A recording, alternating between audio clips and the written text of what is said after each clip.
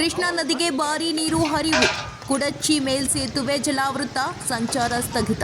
ಕುಡಚಿ ಮಹಾರಾಷ್ಟ್ರದ ಪಶ್ಚಿಮ ಘಟ್ಟದ ಕೊಂಕಣ ಪ್ರದೇಶದಲ್ಲಿ ಕಳೆದ ಒಂದು ವಾರದಿಂದ ಸುರಿಯುತ್ತಿರುವ ಧಾರಾಕಾರ ಮಳೆಯಿಂದ ಕೃಷ್ಣಾ ಜಲಾನಯನ ಪ್ರದೇಶದ ಕೊಯ್ನಾ ನವಜದಲ್ಲಿ ಮಳೆ ಹೆಚ್ಚಾಗಿದ್ದು, ಮಹಾಬಳೇಶ್ವರದಲ್ಲಿ 8.7 ಸೆಂಟಿಮೀಟರ್ ಮಳೆ ದಾಖಲಾಗಿದ್ದು, 105 ಟಿಎಂಸಿ ನೀರು ಸಂಗ್ರಹ ಸಾಮರ್ಥ್ಯ ಹೊಂದಿದ್ದ ಕೊಯ್ನಾ ಅಣೆಕಟ್ಟೆಯಲ್ಲಿ 85.44 ಟಿಎಂಸಿ ನೀರು ಸಂಗ್ರಹವಾಗಿದ್ದು, ಕೃಷ್ಣಾ ಹಾಗೂ ಉಪನದಿಗಳ ಅಚ್ಚುಕಟ್ಟು ಪ್ರದೇಶದ ವ್ಯಾಪ್ತಿಯಲ್ಲಿಯ ಮಹಾರಾಷ್ಟ್ರದ ಅಣೆಕಟ್ಟೆಗಳು ಬಹುತೇಕ ಭರ್ತಿಯಾಗಿದ್ದು, ಯಾವಾಗ ಬೇಕಾದರೂ ಹೆಚ್ಚಿನ ಪ್ರಮಾಣದ ನೀರನ್ನು ಬಿಡುವ ಸಾಧ್ಯತೆಗಳು ಇರುವುದರಿಂದ ಜಿಲ್ಲಾಡಳಿತ ನದಿ ತೀರದಲ್ಲಿ ಮುಂಜಾಗ್ರತಾ ಕ್ರಮ ಕೈಗೊಂಡಿದ್ದು, ಚಿಕ್ಕೋಡಿ ವ್ಯಾಪ್ತಿಯಲ್ಲಿ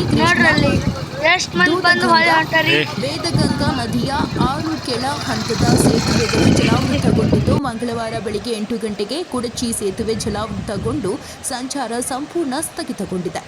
ಸಾರ್ವಜನಿಕರು ಸೇತುವೆ ಹಾಗೂ ನದಿ ಹತ್ತಿರ ಸುಳಿಯದಂತೆ ಮುನ್ನೆಚ್ಚರಿಕೆ ಕ್ರಮವಾಗಿ ಕುಡಚಿ ಪೊಲೀಸ್ ಠಾಣೆ ಸಿಬ್ಬಂದಿ ಬ್ಯಾರಿಕೇಡ್ ಹಾಕಿ ರಸ್ತೆ ಬಂದ್ ಮಾಡುವ ಮೂಲಕ ಸುರಕ್ಷತಾ ಕ್ರಮಗಳನ್ನು ಕೈಗೊಂಡಿದ್ದಾರೆ. ಇನ್ನು ಸೇತುವೆ ಜಲಾವೃತಗೊಂಡ ಮಾಹಿತಿ ದೊರಕದ ಪ್ರಯಾಣಿಕರು ಮರಳಿ ಪರ್ಯಾಯ ಮಾರ್ಗದ ಮೂಲಕ ಸಂಚಾರ ಮಾಡಬೇಕಾಗಿದೆ. ಇನ್ನು ಈ ಮಾರ್ಗವಾಗಿ ಸಂಚರಿಸುವ ಪ್ರಯಾಣಿಕರು ರೈಲು ಮಾರ್ಗ ಅವಲಂಬಿಸಬೇಕು, ಇಲ್ಲ ಅಂಕಲಿ ಮಂಜರಿ ಮಾರ್ಗವಾಗಿ ಅಥವಾ ದರೂರಾ ಅಥಣಿ ಮಾರ್ಗವಾಗಿ ಸಂಚರಿಸಬೇಕಾಗಿದೆ. ಸಾರ್ವಜನಿಕರು ಸೇತುವೆ ನದಿ ಹತ್ತಿರ ಬಾರದಂತೆ ಹಾಗೂ ನದಿಗೆ ಇಳಿಯದಂತೆ ಮುನ್ನೆಚ್ಚರಿಕೆ ಕ್ರಮವಾಗಿ ಎಎಸ್ಐ ಸುರೇಶ್ ಕಲ್ಯಾಣಪುರಕರ ಮಾಹಿತಿ ನೀಡಿದರು. ವರದಿ ರಾಕೇಶ್ ನಸಲಾಪುರೆ, ರಾಜ್ಯೋದಯ ನ್ಯೂಸ್, ರಾಯಭಾಗ.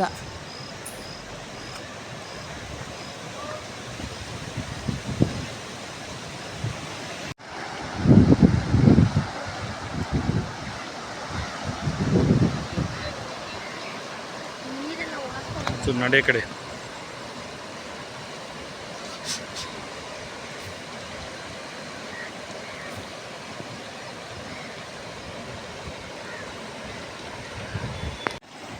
ಸರಿ ಕಡೆ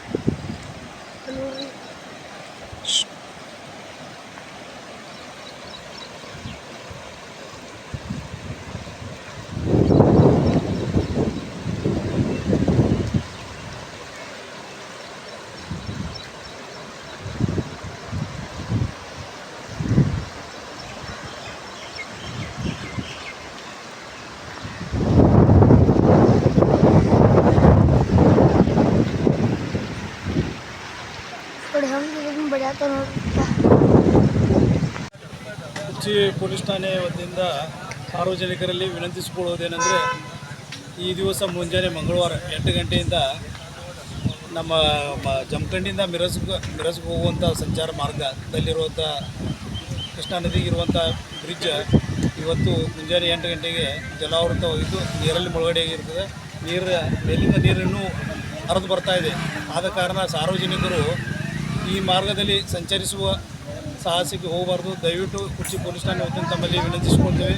ಮತ್ತು ಇದು ಕುಲ್ಲಾದ ನಂತರ ನಾವು ತಿಳಿಸ್ತೀವಿ, ಅವಾಗ ಹೋಗುವಂತಾರೆ ಇಲಾಖೆಯೊಂದಿಗೆ ಸಹಕರಿಸಬೇಕು. ಮತ್ತು ಅಲ್ಲದೆ ಯಾರೂ ಸಾರ್ವಜನಿಕರು ಈ ನದಿ ಹತ್ತಿಗೆ ಸಾಹಸಕ್ಕೆ ಹೋಗಬೇಡ್ರಿ. ಯಾಕಂದರೆ ಅದು ತುಂಬ ಸೆಳೀತಾ ಇದೆ. ಆದ ಕಾರಣ ಯಾರಾದರೂ ಅದರಲ್ಲಿ ಇದಾದ್ರೆ ದಯವಿಟ್ಟು ಯಾರು ನದಿ ಹತ್ತಿರ ಹೋಗಕ್ಕೆ ಹೋಗಬೇಡ್ರಿ ಪ್ಲೀಸ್.